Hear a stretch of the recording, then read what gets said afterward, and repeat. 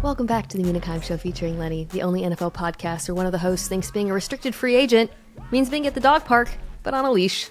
That's Lenny. I'm Mina Kimes.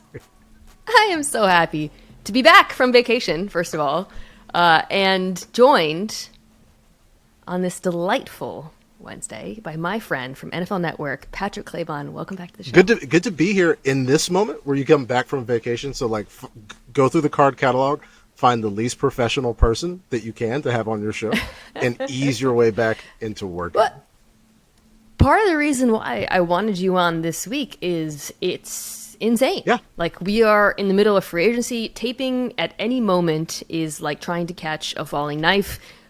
Crazy news could break while we're taping. The second we're done taping, which would be worse, actually.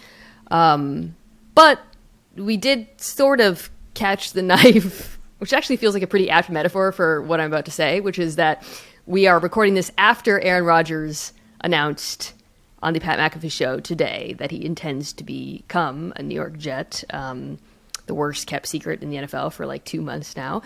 Patrick and I did briefly discuss the idea of just not addressing it as a bit, but I am committed to you, my listeners, and I wouldn't do that to I did everything I could, guys. I tried. I thought it would have been funny, but the knife has been falling and then going back up and falling again, and we've been grasping at the after image of a knife. The insiders are, because it seems like a requirement that every single show has to start with Aaron Rodgers, and every single hour has to start with Aaron Rodgers. And the insiders were on the verge of revolting and just deciding to not be at the top of the show. It's like, hey guys, what can you tell us about Aaron Rodgers? And it became like this opening running joke. And then I just decided, I was on the elliptical. I'll let the timeline tell me what's happening on this particular podcast, and it worked out. Didn't have to spend a lot of time on it. I actually thought it was possible he might not confirm anything today because it's Aaron Rodgers. And, him saying he intends to be a Jet is not the same thing as the deal being done, obviously. But it does give us something to talk about. I'm not really interested in breaking down the various points he made about the Packers and whatnot. I am interested in this from a football perspective. So just quickly, we're going to talk about that. We're going to talk about some of the other big news of the day. And then I sent you a bunch of teams that have been very active in free agency that I think are very interesting. And then we'll see how much time we have. If there's any time left, we can do a rapid fire of some of the biggest signings. There's so much to talk about. But we do have to start with Rodgers. So TLDR version, he said he wants to be a Jet. I guess you got to back it up even further because, over the course of the week, there had been reports about mounting interest, momentum. Diana Rossini sent out a wish list of players he wanted the Jets to sign that Aaron Rodgers refuted, or he notoriously careful with his words. Aaron Rodgers said he never made a list of demands, which is not the same thing as a wish list. One of those players was signed by the Jets, Alan Lazard, seemingly confirming that there's at least been discussions about it, although I did see some insiders say the Jets would have signed him anyways, just like they would have brought on Nate Hackett. For anyways. Sure. Nate Hackett was so hot coming into the offseason. You just had to get a piece of it. I mean, look, it worked. You get. I guess let's start here. As a Jets fan today, and put yourself in that scary mindset, how are you feeling? I'm relieved that we've gotten to this point where it feels like that it's absurd to say that we're relieved that somebody has made a decision regarding what they want. There's still some work to be done here as far as, and this whole process has been a negotiation. Accuse me of being cynical, but this whole thing has been a negotiation from the time that the Packers were considering what to offer Devontae 3 years ago.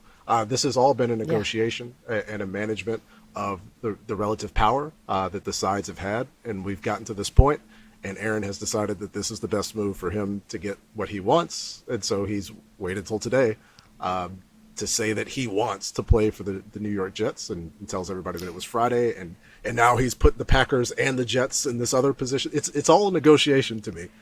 So if I'm a Jets fan, I am happy that the negotiations have moved to this point, and we're not where we were 2 weeks ago. But also, I don't care. Aaron's weird. so am I. Like, a lot of people are weird. Like, he can throw the football. He can throw the football well, and he's done it. We're going to be coming up on 2 decades of him doing it very well at a very high level. And so, yeah, all the other stuff, all of the post headlines and the corny stuff that we're going to go through, that's all the price to pay to have a really good football player. So I'm happy. I am pleased that we're at this point. I wish we were at the other point that we will be eventually, but I'm pleased at this point. Yeah, from a purely football standpoint, as a Jets fan, outside of, I would argue, acquiring Lamar Jackson, this is the best case scenario. You go from a combination of Zach Wilson, Joe Flacco, and Mike White to Aaron freaking Rodgers, who is coming off of a down season. There's a lot, and I think this is going to be something we'll probably break down a lot in the coming weeks. He was injured during this down season, but showed some signs of aging as well. All of that said, even 50% of Aaron Rodgers is better than what you've had. So, again, I do think that there's a lot of work to be done with New York, particularly concerned about that offensive line, the tackle position. But, I guess we should acknowledge here, I actually think Allen Lazard fits in nicely. He basically takes the place of Corey Davis, who I imagine is going to be cut from a pretty crowded wide receiver room. But as a number 2 behind Garrett Wilson, we'll see what happens also with Elijah Moore, and if he gets replaced by Randall Cobb. That would not be smart. It's a good the offense. The potential for the offense is great, certainly great, better than last year. I think, though, your point about leverage is what fascinates me the most about this, because what's become abundantly clear is the Jets had the least leverage of everybody in this whole situation, especially as quarterbacks were like falling off the board and the draft trades were happening and guys were being signed and traded and all of that. The Jets had no other options. They had completely run out of options. And so that meant 2 parties had leverage over them, Aaron Rodgers and the Packers. Rodgers' leverage is now pretty much gone because he is committed to becoming a New York Jet. I mean, I guess he could always back out, or he could retire as he could go back into the darkness affirming. And have the darkness augment his decision making yet again, because he went from 90-10 to, I don't know. That's what the tweet said. 90% retired. He was thinking about retiring.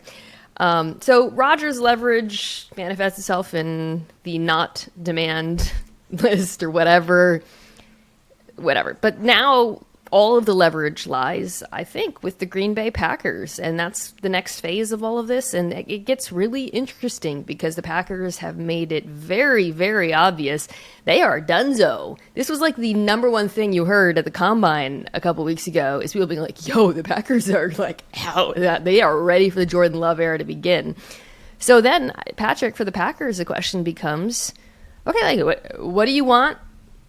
What does it mean to do right by a franchise legend? I would argue they already did right by him when they gave him $1 zillion a couple years ago. How far are they willing to take this in terms of getting something back for him? I don't know, but I think it's going to be very interesting. And Tom Pelissero was reporting earlier this week that they haven't actually figured out a framework. I would hope that there have at least been some discussions, right, with regards to what percentage you're paying and what the round pick looks like and how those things.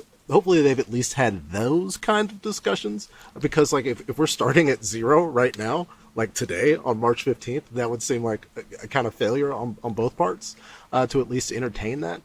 I do know it's going to be north of $70 million over the next couple of years. Yeah. And so that is that the ultimate price? Or are we just saying, oh yeah, let's do a conditional 5th and you guys don't have to pay them? Hopefully they have something. That's a great, even with a post June 1st cut, this is still a mammoth dead cap hit for Green Bay, right? And they're not eating any salary, but even so, they are they've taken on so much. In addition to the emotional labor of the last couple of years, I imagine people in the building would argue. So I do think, and by the way, they're in no hurry here. They have a quarterback who they plan on, by all accounts, rolling with next season. Oh, God, I hope so. The Jets are the desperate party here. So at minimum, I feel like they're going to get a first back. I would be surprised if not, because they have them right where they want them. And Rodgers helped today. I think that the headline on I guess if we made this like a message board trade offer, they should take a WFAN tweet that I saw 2 days ago. It was a thank you to Mike White and he had angel wings. Oh my God, I saw this. It looked like a funeral T-shirt. It's like, that's how they feel about Mike White. How do y'all feel about this guy? This is what you need. Like, you're going to take whatever we want you to take. They've got them. Yeah. 100%. Yes. Yes. And you are so desperate. In a weird way, it's Yeah. Aaron's final gift to Green Bay. Like, he's excoriating them and talking about how all the reasons he's not mad, which confirmed that he is mad, and doing all of these other things. But he's given them an incredible gift in this moment. So you're welcome. Yeah, we'll see how long that takes to play out. And then, I do want to talk about what the future of the Packers looks like with Love, who we got, a little bit a glimpse of actually for the first time, really. Not the first time, but a full glimpse of last year. But that's the state of play right now. Aaron Rodgers is more likely than not going to be a New York Jet. He is repeating history in many ways. That is incredibly fascinating. This is one of the more interesting chapters in modern NFL history. One chapter closes, another chapter begins. I did, by the way, while we're talking about Twitter, I think it was you who tweeted this. Everybody keeps talking about the New York media as though, like, literally everyone on Earth isn't constantly tweeting jokes and comments about Aaron Rodgers all the time. I'm still trying to figure this thing out. Like, we're going to be in New York media. Like year 15 of my career, and it's like, yeah, it's different. It's the New York media. It's because the pH of the water, I guess, is like the pizza and the bagels or something. I don't know. Maybe Mike Francesca, man, that's gonna really. You thought Aaron Rodgers was getting it hard before. Once he gets now people are going to pay attention to Francesca Aaron way Rodgers. I don't get it. I've never gotten it. We're gonna actually talk about him now. Oh my God, I'm gonna have to talk about him so much this year. Okay. Before we get to the teams, I do want to talk about like some of the other big news that broke today. A couple quarterbacks landed with new homes. Pretty interesting, I think. Both. Well, I haven't seen. We saw the Baker Mayfield contracts cheap. So we'll start there. Baker Mayfield goes to the Bucs. Jacoby Brissett, who is also linked to the Bucs, goes to Washington. Which of these do you like more? Well, if you were fortunate enough to watch every single game and watch Jacoby Brissett before he was wrongfully put on the bench versus watching Baker Mayfield, I think it's a pretty simple answer here. This was last year was full on maximum Jacoby, and I wanted more. Because there was a discussion about, the 49ers need a quarterback. They should go get Baker Mayfield. I'm like, free Jacoby. Like, let's get Jacoby somewhere where we can get him in an offense. And so, like, yeah, it's the numbers are weird to me. I feel like watching Darnold and Jameis sign for around 4, like $5 million. I felt like Baker would be there. 8 seems like a lot to me, but I'm a little bit lower on Baker. I love Jacoby in Washington with Eric Bieniemy, and I feel like if I'm Sam Howell, it's like, whoa, wait a second. Like I thought this was what you guys wanted, but here comes this guy. He's a little too good to, so. This was one of my favorite things last year is how the Browns were better with Jacoby. The Browns fans, don't be mad at me. It's just they know. True. We'll see what they know. They do know. The people on the team know. Maybe that'll change next year. I'm just talking about last year. It's just a statement of fact. And I will say, by the way, I was wrong. Jacoby was better than I thought he would be last year. I thought it was his best year as a pro. The defense let him down frequently in games. He is. He played like an above-average starter. Honestly, I think he finished like 7th in DVOA. I pulled it recently, but a lot of his stats were pretty good. It wasn't perfect, obviously, but for Washington, I think Washington and Tampa are both kind of in interesting positions because they're teams that are like too good to tank, but also didn't have a clear path to a quarterback. Slightly different because Washington, I think. We actually we had Ron Rivera on our set while we were talking about this, which was pretty funny. But at the Combine, we were talking about them as being, if you were choosing a team picking in the, teens, 20s, whatever, who might make a dramatic jump up to get a quarterback, they were a team that came to mind because they're actually not bad. Like, the roster is pretty solid. I really like the skill players. The defense really improved down the stretch. Made some changes on the offensive line. I think that's probably something that they'll target in the draft this year. But Rivera said, we're giving Sam a chance, and I think that's fine. Like, Sam Howell was much better than where he was drafted. He was coming off of a really terrible situation, UNC, his final year. I thought he looked decent in his outing at the end. But I also think, Patrick, if they actually let this be a true quarterback competition between him and Brissett, and that's always an open question, right now it is Jacoby's job. Yeah, it would seem to be rather obvious. And so it gives Sam Howell a chance. I don't think either of these guys are going to fall apart because they had the quarterback last year where the idea was if everybody wasn't nice to him, that somehow he wouldn't be as good of a football player, which is weird to me. And we'll see. That's the big free agency move that I would like to see. He's still would be a fun thing. It's still available if anybody he who shall not be named wants to go snag him. But by the way, did you see Frank Reich at the Combine? He looked amazing, and I was like, dude, a few months away from just you see the stress of the job and the lack of success, and then you just take a little time off. If you're Mike McCarthy, he who shall not be named. Once he was away from him for 2 months, Mike McCarthy took time off and became a computer, and now he's going to be calling plays again. So it's everything works out. Just take a little time away from the game. I'm looking forward to some vacation myself. I'll come back a new guy. I'll be doing math and stuff. The Bucs confuse me a little bit though, because they've brought a bunch of guys back. I actually wanted to talk about one of the signings later, but we can hit it now. Jamel Dean bringing back, reasonable contract, very good corner, although weirdly didn't play in their playoff game, and it was a little bit murky what was going on with that. And he had like an injury, but was he injured? I don't know. So they bring him back. They bring in Levante David on a 1 year. They're acting like a team that still wants to compete, and their quarterback is Baker Mayfield versus Kyle Trask. So I don't know exactly what they're like. Washington, I'm like, okay, you're like, let's give the young guy a shot. Let's bring in a competent guy. If it doesn't work, we'll move on next year, whatever. Tampa, I don't really get. I don't really know what their a proposition for you, Mina. They have a first-round pick in 2023 and 2024. What say you that the Tampa Bay Buccaneers send Lamar an offer sheet that says 4 years, $180 million, and then maybe we feel different about you're shaking your head at me. No? I mean, I've lost hope that any team is going to be rational about this.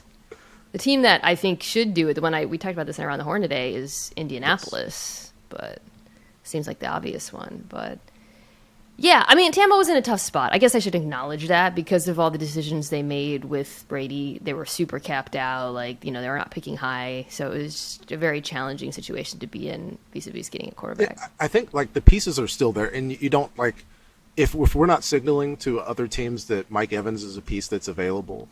If the Buccaneers truly are looking at this roster and saying, hey, we're looking at the Carr edition Saints, the new look Panthers with a rookie quarterback, going in, the Falcons with Desmond Ridder, maybe why not? Why not? We still have some pieces from the Super Bowl runs, I am a fan of. I don't want teams to cash in on an entire season. I don't think it helps the league. I don't think it helps me, watching and covering all these games. I'm okay with trying everybody go full Saints. Why not? What's the harm in that? Well, let's take the quarterbacks out of it. The Bucs, pure. Sorry, I'm opening my text in case any news breaks. I got a bunch. I just want to make sure we don't miss anything. Yeah, I saw a few coming. The Bucs roster is still good. Yeah. So I guess that's. And I guess their feeling is maybe we can get the upside of Baker. Okay, Jeremy Fowler just tweeted, the Ravens have been involved in the free agent quarterback market, looking into options such as Baker Mayfield and Jacoby Brissett. They're looking for flexibility. I'm not going to engage with this. I'm opting out. Yeah, the roster's still good. So I guess their feeling is hey, maybe we can capture... we can get the Baker swing back. I don't know. We'll see. Or they, the folks in Tampa picked up on Baltimore's interest, and they got a nice trade piece for after this window closes. Oh yeah, there you go. Connecting the dots. Yeah. We hear you like this Baker Mayfield guy. So here he is. You like him? But at $8 million, it's tough to think of the yeah. Bucs being there in the division, watching Baker go 1-5. for the Carolina Panthers and like being like, yeah, this is the guy. That's it. That's the thing too. Yeah, he was so bad in Carolina. He had a couple good games with the Rams, but I don't know, man. Tough situation though. Again, it's a couple of big moves in the NFC East I want to hit. The Cowboys, I don't even think this is too much to talk about this. Finally cut ties with Ezekiel Elliott, who had a $16.7 million cap hit this year. By cutting him, that's spread out. They will get $11 million in cap relief this year, post June 1st. Tony Pollard, they franchise tagged, brought him back. Feels like, the end of an era, I guess. I don't know if this necessarily means that Jerry and Stephon Jones are actually going to make smart decisions going forward or anything like that, but this has kind of felt inevitable for a while in Dallas. Yeah, this has been the albatross, especially through this period where you really had you had 2 solid years where they could really take a shot at things, and constantly being hamstrung by this. So we talked about Jacoby's season in Cleveland and how big of a part of that Amari Cooper was and what could have been in Dallas. But ultimately, that's not Zeke's fault because Dallas wound up with $20 million in cap space anyway. They could have kept Amari last year.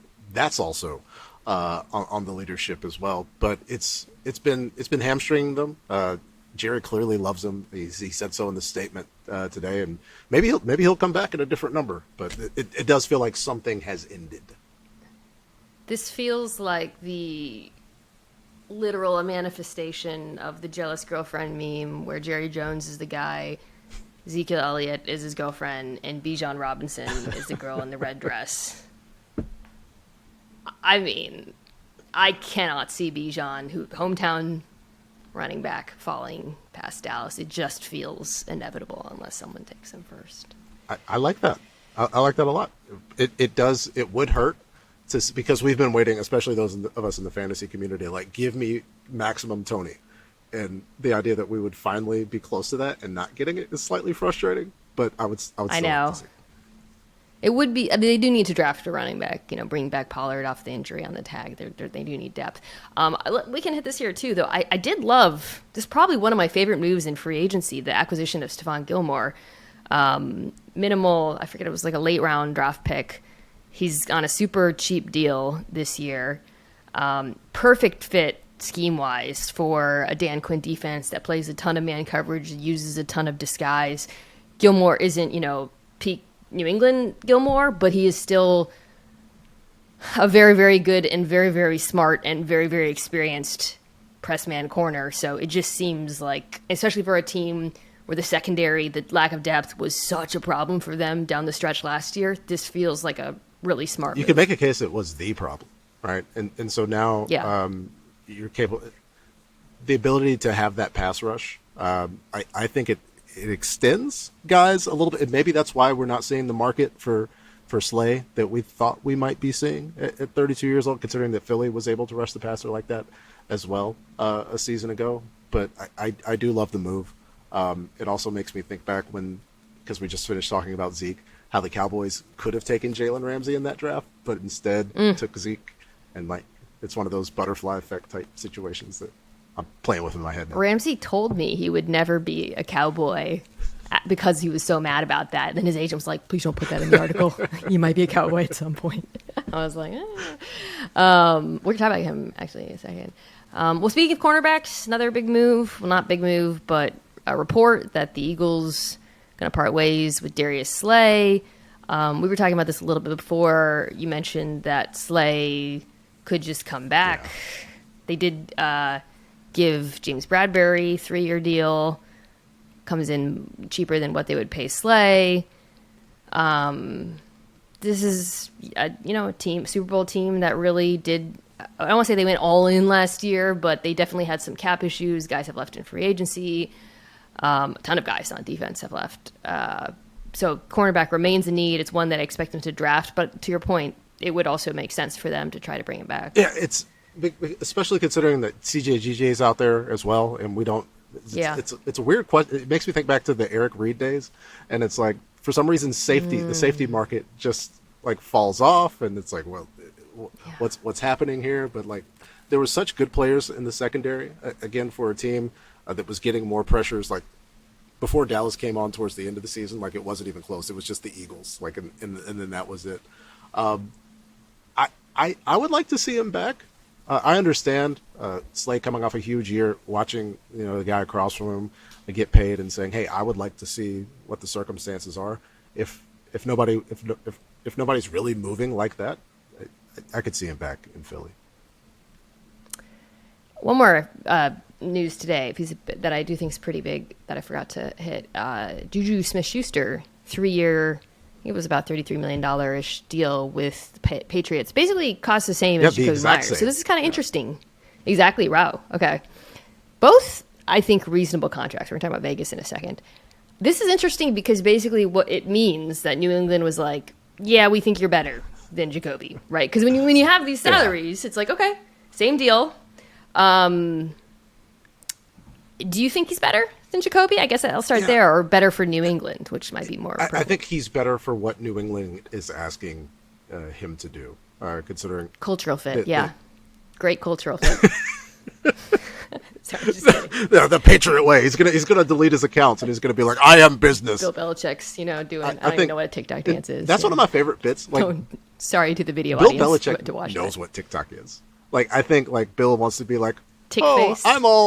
I'm so detached from the world." That's fake tech Luddite Bill Belichick. No. He's got an account. He scrolls mindlessly like all of us. He probably spends 6 hours a night on it, and that's the reason for the Patriots' recent collapse. But your TikTok's great. Oh, well, thank you. Joe, yours is as well. One of my favorite TikToks. Right. Yeah, I'm trying to get up. But it's like, I think that's the quintessential. That's the clearest example. Like, none of this stuff actually matters. Like, Bill doesn't care. He sees a large wide receiver, a solid blocker off the edge, guy who knows where he's going to be, good feet. He's not what we thought he was when AB was nuking the planet. But he's still a serviceable football player who has a ring now. Like it's not a problem. But I do think, like, for me personally, I think Jacoby is a better separator, and that's what I would value. Clearly, the Patriots don't necessarily value that. So I think that's a great point, because I guess that's why, my question was, I actually feel like it's kind of those BS questions where the answer is it depends. If you're comparing these players, they have, in some ways they fill a similar role in the offense, but they have different strengths. I do think Jacoby is a better separator. JuJu is tougher, contested catch guy. He can block. He can do something that Jacoby was not super great at, which is get more yards after the catch. I think that's something New England really wanted from the position.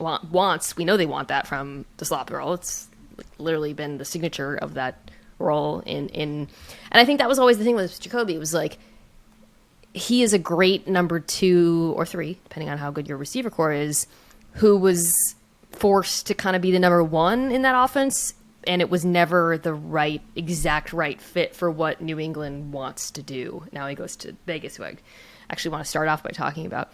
So JuJu makes a ton of sense. I do think, however, their work at wide receiver cannot be done here.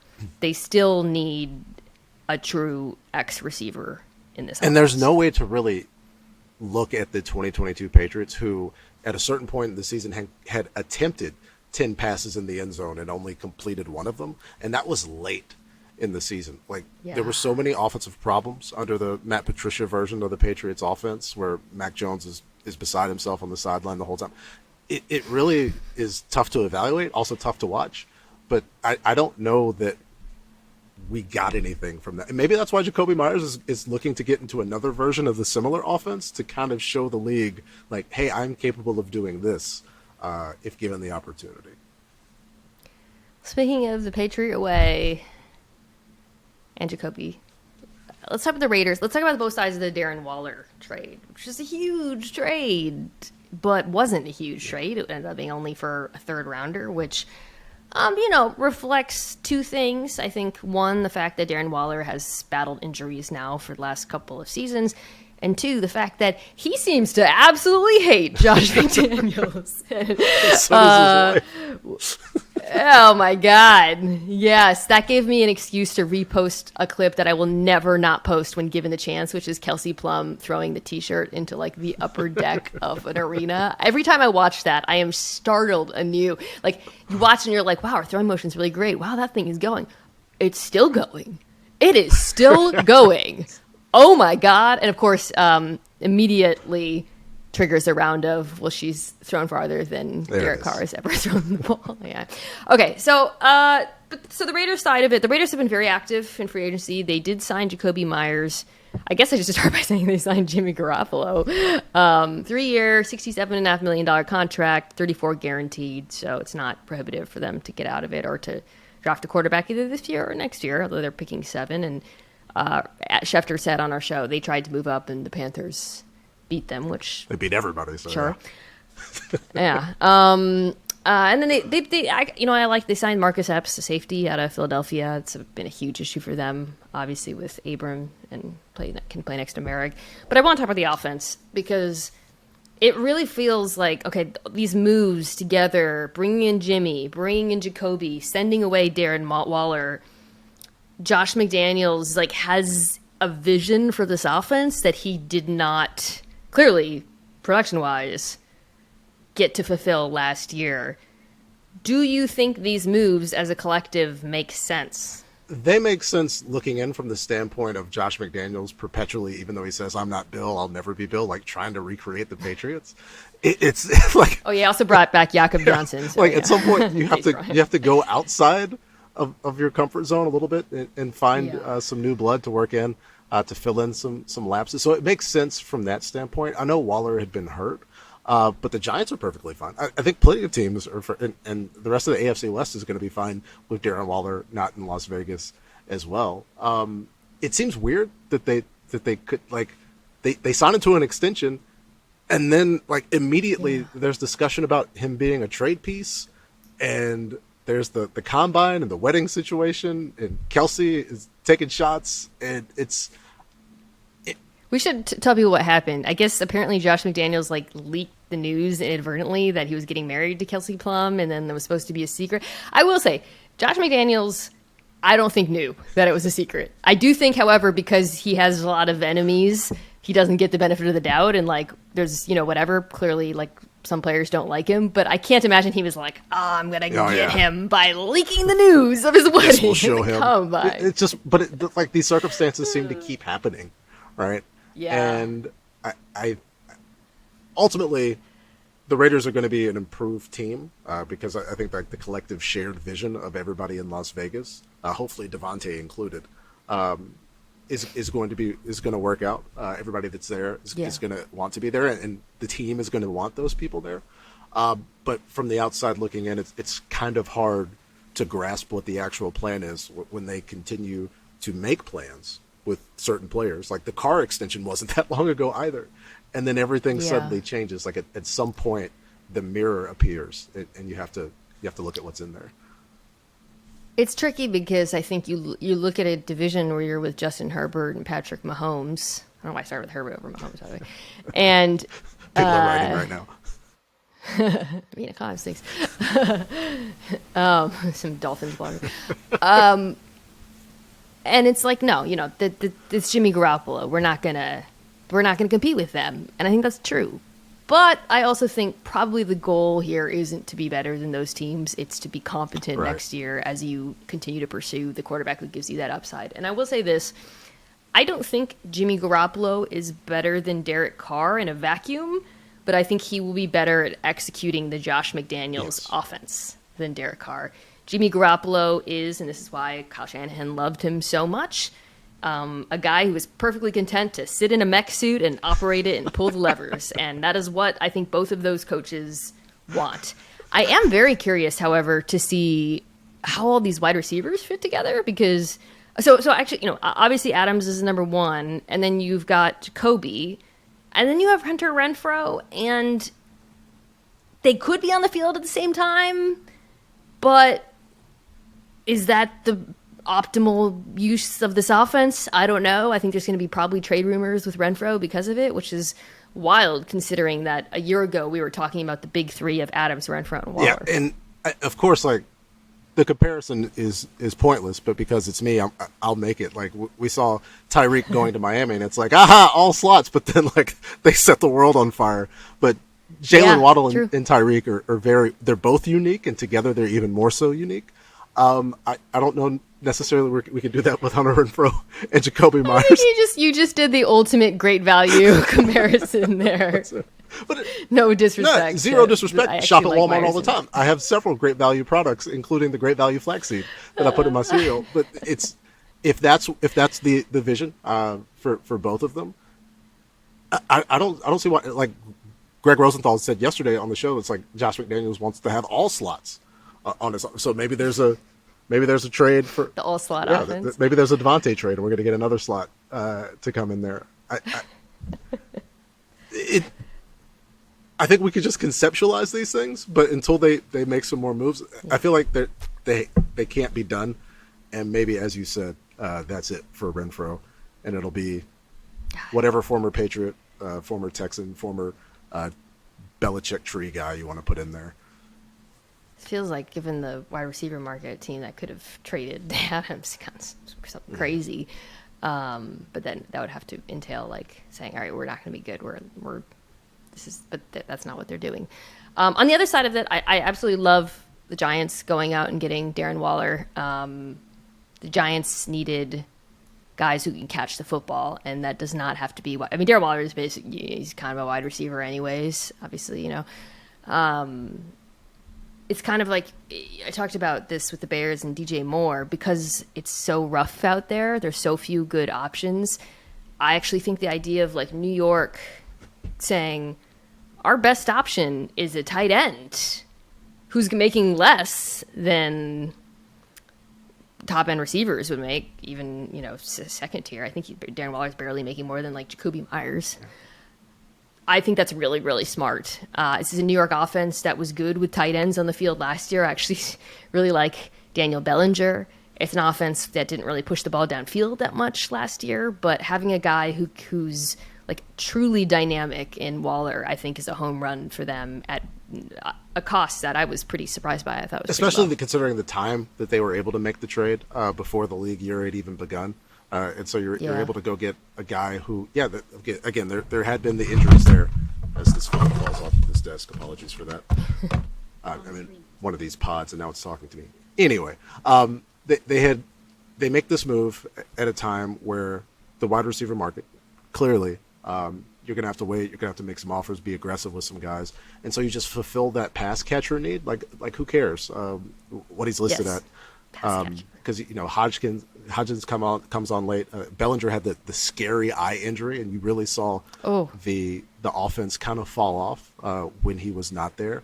And so they had not just talent, but depth at the position. You kind of get the feeling they're going to have a similar offensive idea where it's like, really heavy on Saquon. Hopefully Saquon gets paid, considering how much this offense he's going to carry. But it's you see the vision, and at least unlike especially the team that we just talked about, there's a cohesive idea for what they want to do on offense, which is something that's great for us to look at. Yeah, it just seems like, okay, let's make a better version of last year. Yeah, cool. Yeah. Last year we improved a lot. Makes sense. All right, let's take a quick break and then start off by talking about a team that's been extremely active thus far, the Chicago Bears.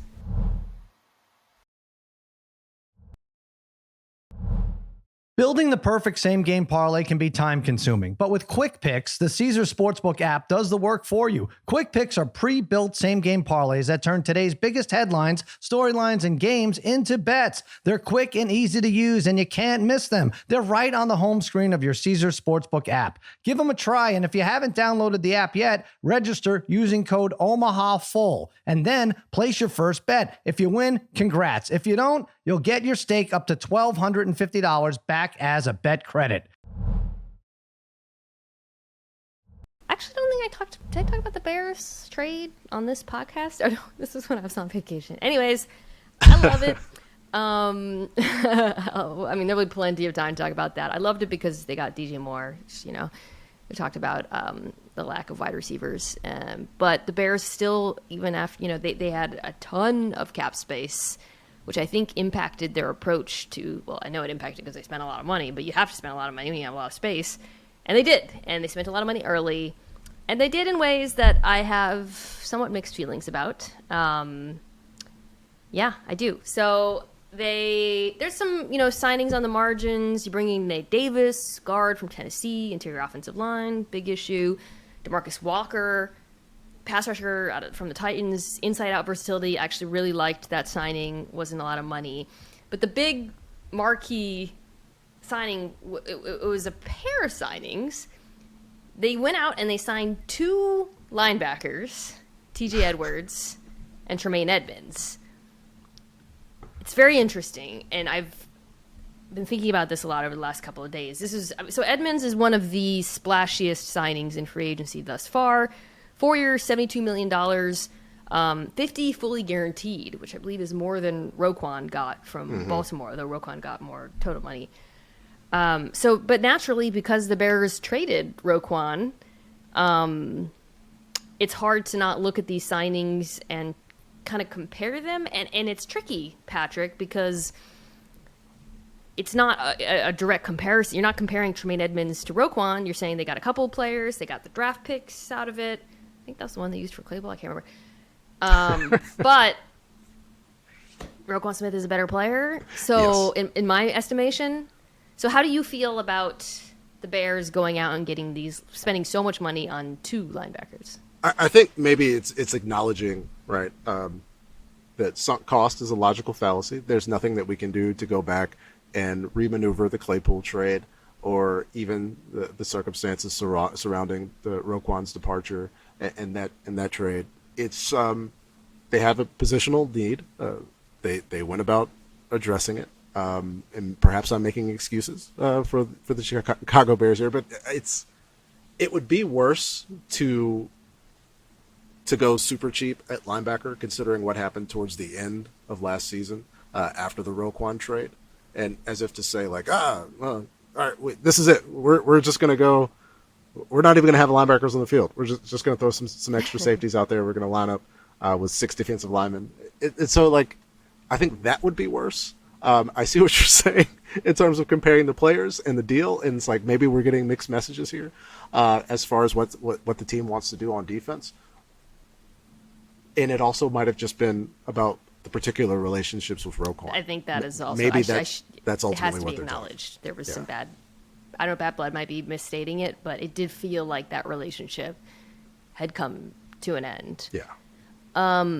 Ollie Connolly, who's sometimes on this podcast, has a great Substack called The Read Optional, wrote about these 2 players, and I thought he made some really interesting points about the fit in Eberflus's defense.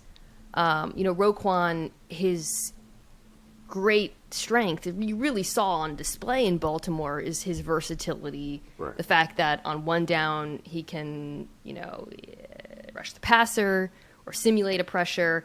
On the next, he can play tight man coverage up the seam. Like he is all over the field. Whereas Eberflus, Ollie wrote about this, really wanted like a tall, athletic, long linebacker to play a lot of zone. And Tremaine Edmonds fits that bill and is coming off of course, his best season as a pro. You can view that as, I think in 2 ways. You can say, well, he was like kind of up and down for 3 years and then was like awesome last year, and now you're making him the highest paid linebacker. Or you can say this is a guy who came into the league, his first round draft pick, as all potential, and he's only I think 24 or something. Yeah, just 24 now, because he was like 19 for. So Dallas, yeah, right. So Chicago is clearly saying we think he's an ascendant player. We want to grow with him. He got so much better in coverage last year. We're going to pair him, by the way, with T.J. Edwards, who was super solid for Philadelphia. So I guess I want to say I didn't hate it. I was just like, it's a little bit of a risk here, especially when you view it holistically. But they did have a lot of money to spend, which I think factored into it as well. Yeah, it was the team needs. That was the conversation. Was yes, just everywhere, the entire roster, and so they get DeMarcus Walker in, who I think could be one of the sneaky moves as far as I like we've seen that. thus far in free agency. And the ability to get DJ Moore in that trade just turned the trade opportunity into something else entirely. But the defense was a major issue. Skill was a major issues everywhere. So spend the money. Like, what? I am As long as you got talent on the roster, go for it. Just go do it, as far as I'm concerned. generally very pleased with what the Bears have done. Like I said, I didn't really get a chance to talk about this trade, but as a show of confidence in Justin Fields, and perhaps more importantly, giving yourself a better chance to truly evaluate him, I was pretty appreciative of it. And I don't think their work is done yet. I think I wouldn't be surprised if they use that pick 9 on like an offensive tackle, but there's still pieces to be added on that side of the ball. So I'm excited to see what they do. Another team I wanted to talk about is the Miami Dolphins, team that picked up to us with your option, speaking of votes of confidence, and then went out. I think I have absolutely loved what they have done this offseason thus far. The first move, really one of the first big moves generally, trading for Jalen Ramsey, a third-round pick, and poor Hunter Long, who he didn't ask for any of this. No, he didn't. But became a bit of a punchline. So we can talk about the other things they do, but I feel like we got to start there. Universally, people were like, "That's it," and people say that knowing that Jalen Ramsey is not coming off of a great season by his standards, but for a player who still flash top end play, still so disruptive, still so smart, to give up that little for him. Obviously they had to pay him some money, and I think that's part of the reason why he's gone and why he ended up there. It feels like a pretty big coup for Vic Fangio, their new defensive coordinator. And Mina, it's not that much more money.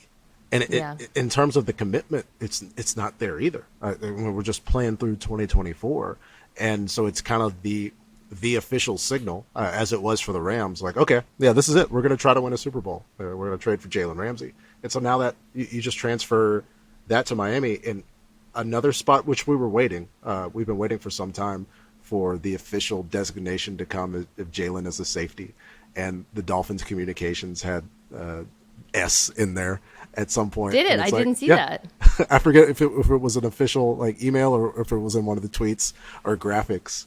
And so it's like, okay, yeah, this is where Jalen is going to be, because at a certain point, like, you can't be that big and move that way and play on the edge at all times. And Jalen had played everywhere on the field. Raheem had moved him around a whole lot. Yes. And so he's going to be valuable no matter what. And of course, he's going to take reps at corner. But this just, as you said, it gives Vic that flexibility to do almost anything with one of the better players in the NFL. And because we talk about him so much, like whenever like T. Higgins pushes him in the Super Bowl, people are like, "Oh, there's toast. This guy's getting burned." Like that's not happening all the time, folks. He's an easy target for. That's really interesting. Yeah. The versatility, I think, is what makes him such a good fit for this defense, because Vic Fangio, the things we know, he is going to prioritize stopping the pass over stopping the run. You're going to need a light block of light boxes. You're not going to blitz very much. And then on the back end, I think he's been kind of become associated with those two high shells. But really, his defenses throw so many looks and so much disguise at you. And so having a player who's kind of like a chess piece in Ramsey, and like you said, we did see him used that way in LA, not last year, but during the Super Bowl run, they would constantly move him inside when they were playing man in the slot. We'll see about that, but I think it's going to be very matchup dependent. But it's just another piece for him. And then they go out and they sign David Long Jr., who I think is probably like NFL Twitter's favorite player because he's like one of those guys who everybody knows is good but isn't famous, and they signed him to a 2-year, $11 million deal, which I think reflects injury status, but still a very, very talented off-the-ball linebacker. Tennessee, they bring in their running backs, Raheem Mostert and Jeff Wilson, back on super reasonable contracts, and then they go out, and I think this is worth mentioning, they signed Mike White from the Jets, 2-year deal. I thought that was a really good signing. This is a tenuous quarterback situation in Miami given Tua's injury history. And White, I think, for an offense that uses a lot of play action, very timing based. He's not a creative quarterback, but I thought that was a really smart signing. Yeah, we had, I think, 22 franchises that had to play their backup quarterbacks extensively. Like it's a league wide thing at this point, especially with the greater focus on how we manage brain injuries, specifically because of the circumstances that Tua and the Dolphins went through.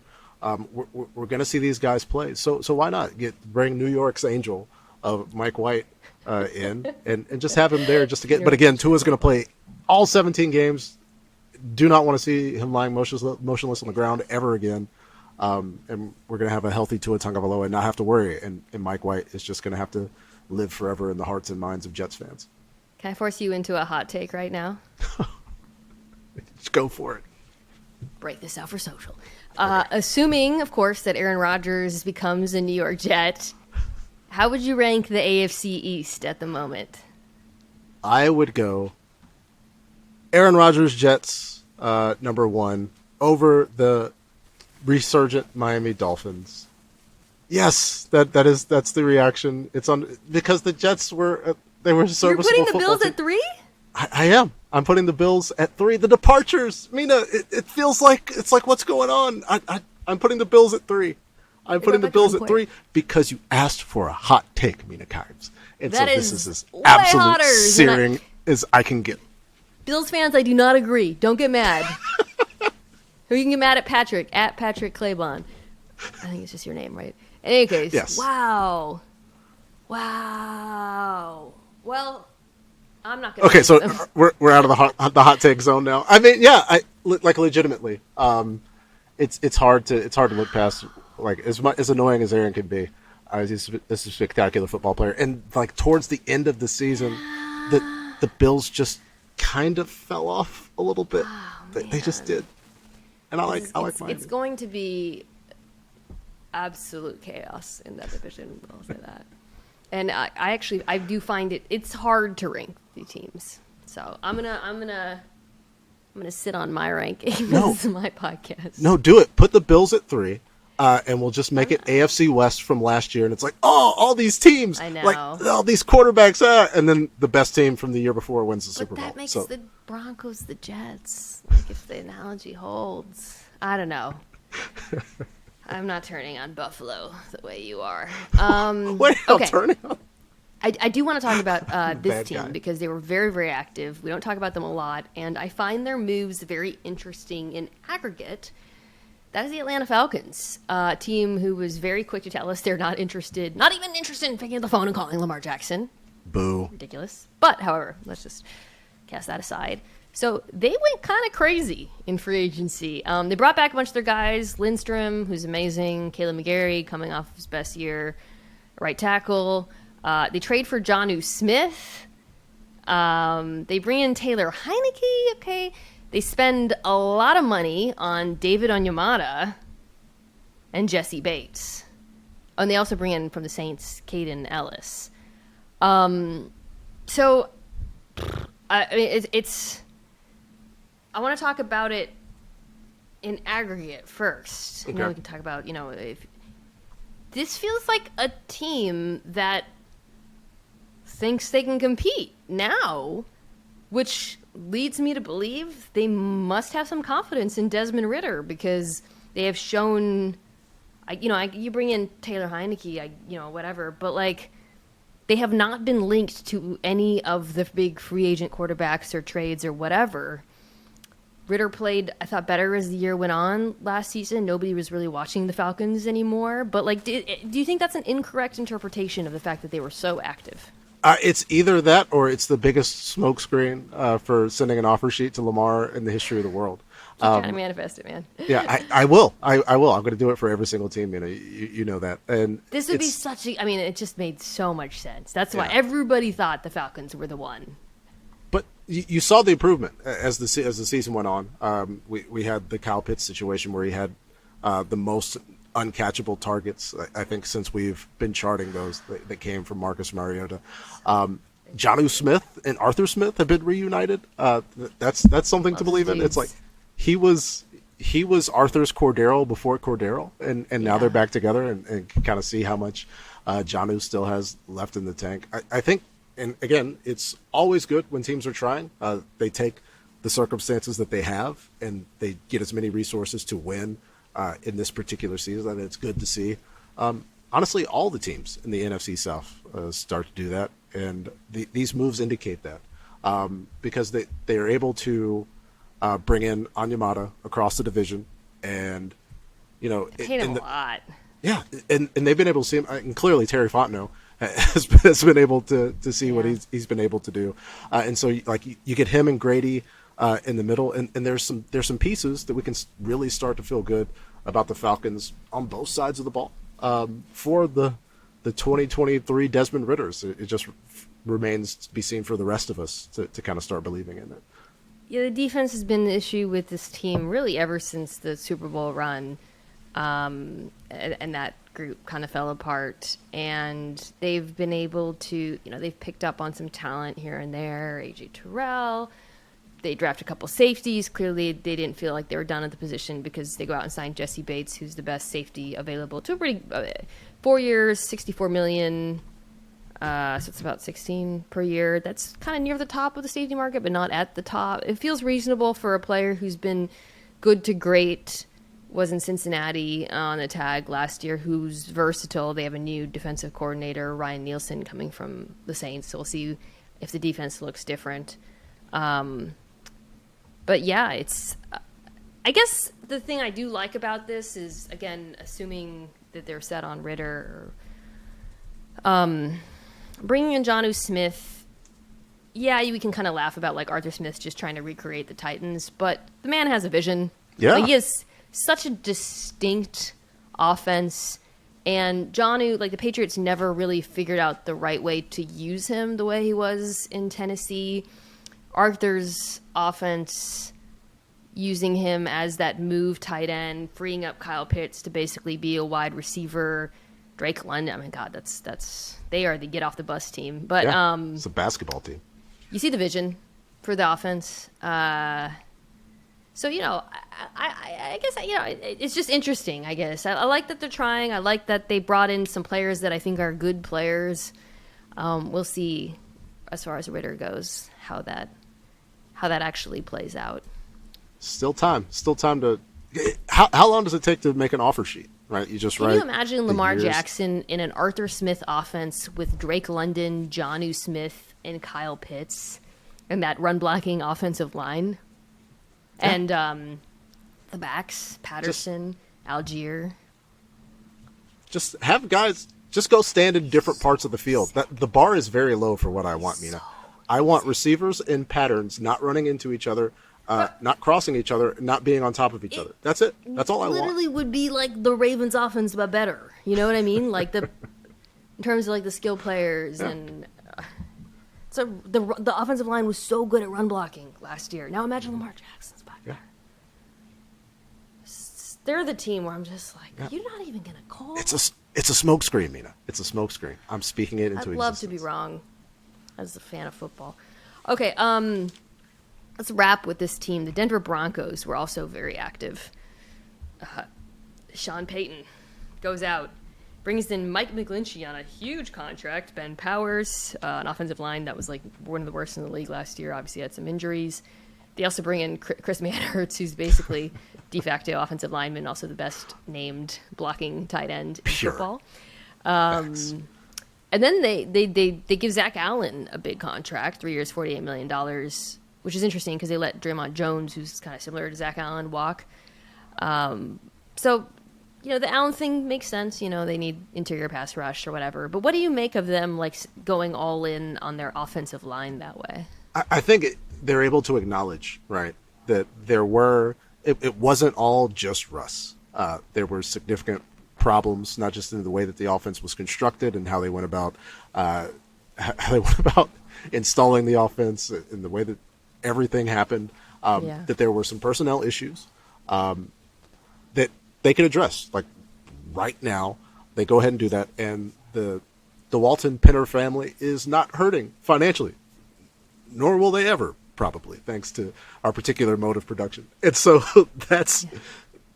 they spend, and I expect them to to not be done here. We could see some restructures and pushing out, and I'm interested to see where they go. But in terms of getting the best team on the field, they're also doing that in Denver. And I think, like, because especially what we hear from former players and people who worked with Sean Payton, like, yeah, this may take some time, this may rub people the wrong way, but I think there's the beginnings here of a Broncos team that was clearly going to be better than the Broncos team that we thought was going to win the Super Bowl last year for some reason. Yeah. But they Football Outsiders dropped their adjusted games lost ranking, like, which is always worth looking at. It basically shows you which teams had the most impactful injuries last year. And the Broncos finished number 1. And it kind of flew under the radar because I think LOL Russ and all the LOL Matt and Maina Hackett and all that stuff, but like they were very injured on both sides of the football. So they're going to be like better probably by default, and also Peyton. I do think, this is one of those moves in collective that do signal something, a philosophical approach, which is this is an offense that's going to run the ball. Mike McGlinchey's one of the better run blocking right tackles in football, granted coming from San Francisco. I think that they want to, and they know they have to run the ball well for a Russell Wilson offense to work. You want it to look like, kind of hilariously, some of those earlier Seattle offenses. Wide zone, running game, play action, boot. I mean, I think it's not really about like, let's take the ball out of Russ's hands. It's more like, let's put him in better positions based on his skill set. Let's force defenses to respect the run and defend it so that those, he still throws a really nice deep ball that's available to him. And I think, Peyton's going to be very, very smart about trying to maximize his skill set. And because of the LOL Russ situations, like, people are going to look at the screen game and act as though like Drew Brees didn't go to the Hall of Fame running screens for Sean Payton. It's like the laughter and the jokes are difficult to separate from the on-field things, but like there is a quarterback there that you can win games with, and I think that Sean Payton is going to have a better opportunity to do that than Nathaniel Hackett did. Agree. All right, so we have some time to just go through some of the players, not teams, but some of the big player signings. Let's start with the Seahawks. So I kind of alluded to this. This was unusual for Seattle. Seattle, Patrick, you've been covering this league a long time. They don't do stuff in free agency. Certainly on the first few days, they usually sit back and wait. Their fans go nuts. And then they sign like a guard for like $8 million that no one's heard of or something. So that's not what happened this year. They did sign the aforementioned Dre'Mont Jones to a 3-year, $51 million contract. Again, by their standards, very large. What did you think about this signing for a Seahawks defense that struggled last year to both get pressure and stop the run? I think it works perfectly. Especially like we just talked about the Broncos and the offer that goes to Zach Allen. It may have just been legitimate. It may have been that offer that they had for him, like going They're back really over. Close, Yeah, and so it's just and of course, like the difference. People are like, what's the difference? Well, the difference is like this is their money, and Dre'Mont earned this money. But like you watched, especially like the 49ers games down the stretch, there was clearly something missing, and they have the ability to go out and address it, short of what Philadelphia was able to get in the first round last year. It's like it's hard to address that particular position in the draft. So you go out, you get a veteran, and you just make it work. Plug and play, get somebody in there that can stop the run. It's interesting too, Patrick, because there aren't that many like young defensive tackles who kind of came into the league and like have dominated. But there are so many good veterans. I mean, there's the top end, which actually we'll talk about Javon Hargrave next. But when you start like going down the list, like we just talked about Arizona letting Zach Allen walk, Denver letting Dre'Mont Jones back, and we think both those players are really good. Almost all of the defensive tackles signed have been really good. As it feels like almost like a golden age for interior pass rusher in this league. Dre'Mont Jones, like all of our metrics, love him. Even the simpler ones like pressures, tackles for loss, all of that, he finishes really high. But like there's so many good defensive tackles right now. It does feel like a position where you're well suited to sign someone in free agency and have it work out. And maybe it's one of those cyclical type things where guys are in college and they know rushing the passer is the way that you get on these radars. You drop weight, you run fast 40s. Yeah. But we're constantly finding teams still in a position like the Detroit Lions towards the end of the last season, the Seattle Seahawks towards the last of the season. Like, oh, yeah, you still need to be able to do this particular thing. Of course, being able to rush the passer is one thing, but if there's something that you cannot do, if teams can legitimately run for 250 yards on you when they want to, you need to address that. And so thankfully, there's still a market for these guys. And go sign them. Go get one.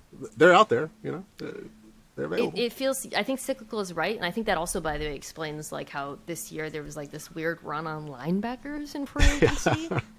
But I do think, like, I actually had a lot of conversations at the Combine with defensive coaches about this. They were like, dude, kids out of college cannot play linebacker in the NFL. Yeah. They will eventually, but because of the complexity of the position, because of the way they're playing in college versus the pros, it's really freaking hard. And that's how you get, I mean, we talked about the Bears and mentioned David Long, but like Bobby Okereke, Al-Shaair signed a big deal. Quincy Williams signed a deal that suddenly like looks pretty reasonable. Like, these linebackers are getting paid this offseason, and I do think that reflects what you just sort of the nature of the position right now. And there's a pretty good linebacker. I think he spent some time in Seattle. I don't know. A reunion. Let's get it. You need a linebacker. They need a linebacker very desperately. Okay, well, I alluded to this, and I want to hit this signing quickly. Javon Hargrave. I mean, this was the first, like, whoa signing of free agency for a couple of reasons. One, the money, 4 years, $80 million. That's actual top of the market type money. And the other was the fact that the San Francisco 49ers signed the best pass rushing defensive tackle in the draft, which feels a little like acknowledging a mistake. That's so you went negative. I was gonna say like putting fudge on a volcano cake. I don't know. It's both, right? It is. You can very much connect this to them watching their defensive tackles get pushed around against the Philadelphia Eagles, who of course Javon Hargrave is coming from. But it also is adding. It is very kind of funny and interesting that they went all in on a position group that is already a very, very strong one for them. And that's a very, very strong one, but it's hard to not think back to DeForest Buckner and his departure and saying like, oh, yeah, Javon Kinlaw's there. We'll go for the draft and replace. And it just they didn't get what they were looking for there. And so to be able to see a player up close and personal in an NFC Championship game where your quarterback's all melted,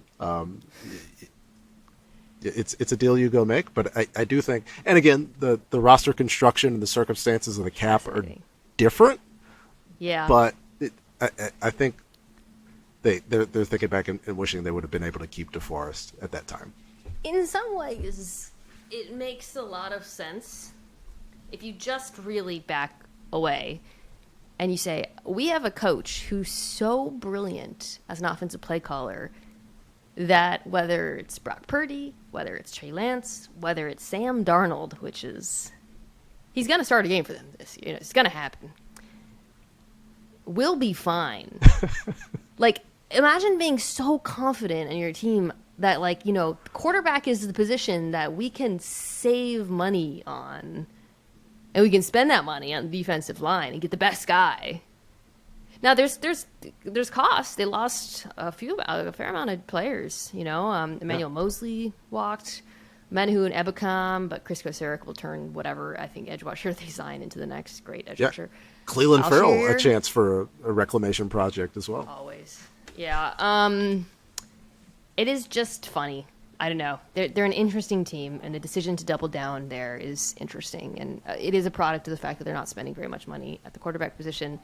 But that's a decision. It's definitely an approach. That is, Mina, unless, of course, they would like to send an offer sheet to Lamar Jackson here in the next couple of days. I love all the pitches. Man, I don't know. Is any team even going to call? It's going to happen. All right.